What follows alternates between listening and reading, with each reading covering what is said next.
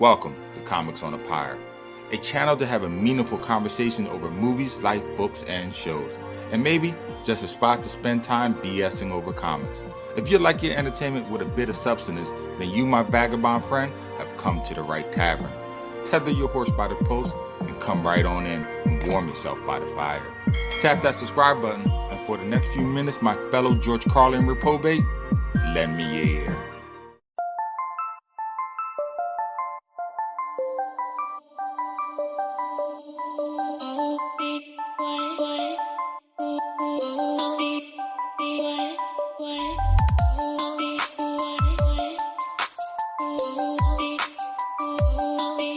X-Men, issue 2, published in November of 1963, titled No One Can Stop the Vanisher. Man, talk about an issue that you have to force yourself to read. I mean, I have read a lot of early Marvel comics, written by Stan Lee and drawn by the incredible Jack Kirby. And this, by far, is the least enjoyable issue that I have ever read of theirs. The plot is mundane, rudimentary, and uninspiring. When Stan said in an interview, some of his work he was happy with, and others, were less than great. I am sure this issue was one of the later. Let's start with the main antagonist in this issue.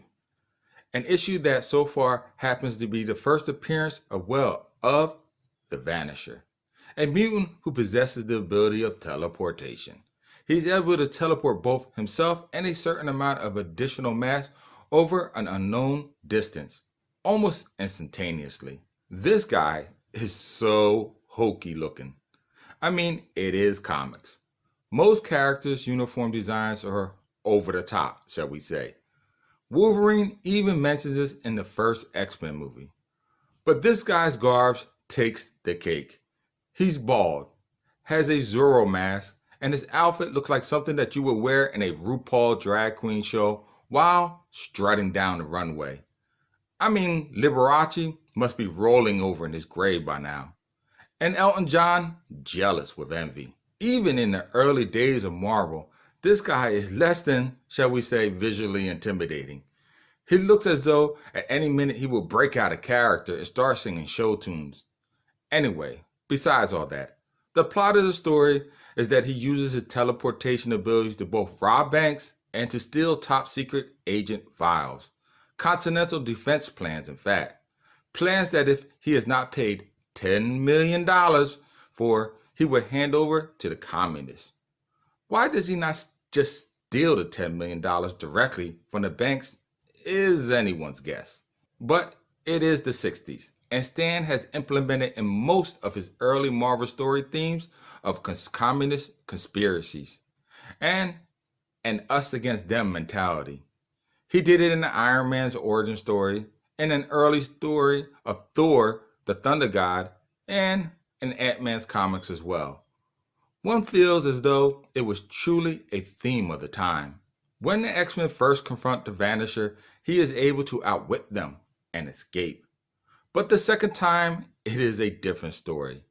And that is because of a rare event in comics. Charles Xavier himself comes along on a mission, marking his first public appearance to the masses of the Marvel Universe. Since this is so, the Vanisher doesn't know who Charles is, and so underestimates him, feeling as though he is just a crippled old man that he can easily ignore. The mistake proves his undoing, though. And that's it, end of story. But even though the plot was paper thin, we do learn a lot of new things in the story that we as current X-Men readers would not have known in the past. For instance, in the beginning, Jean in her fledgling years found it really difficult to telepathically lift things that were heavier than what she fought physically in the real world, with her own body. Obviously, she would later learn to overcome these inabilities. I would guess the reason why she couldn't do so in the beginning was probably for one of two reasons, or a combination of both. First, she was still young and just learning the limits of her powers. Hence, the reason why she was in Professor X's school for the gifted in the first place.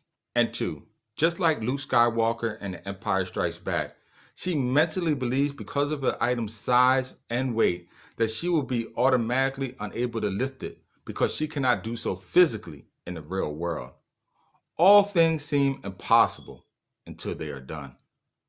Another thing in the comic, the X-Men didn't seem to be a rogue mutant, but protected the world that both feared and hated them. In fact, they were celebrated and even admired by the humans, which seemed jarring to me. After reading all these years on about how much mutants hated and feared them, which goes to show just because you know something presently doesn't mean that it was always so that way. In fact, in a panel showing the nation's capital, an FBI special agent by the name of Fred Duncan talks telepathically with the professor, telling him of the Vanisher's plans, sharing privy information with Charles. The other thing that I thought was strange was the appearance of an electronic scalp device that the agent has on his head. It seems as though it was a device that was needed to be used by Xavier to talk to him. Now, this is only issue 2 of the X-Men title, and the cerebral has not appeared yet in the pages of the comics. So maybe this is the reason for this device. The few other things that are small but caught me off balance was when Angel refers to Charles Xavier as Dr. X. I know, a small thing, but Angel makes Charles Xavier sound like a Bond villain. Also, there is a panel where Xavier is smoking a pipe. I have never seen this before. Nowadays, it would be considered non-kosher, non-PC to put this in a Marvel Comics. But it is the 60s, and besides, it totally fits the professor's persona. Well, I think that would do for now. If you like this video, then by all means, check out my comic book YouTube channel, Comics on the Power, for other videos like that. While there, make sure to tap on the bell icon to be notified when future videos drop. But in the interim, until next time, as always, keep reading, my friends.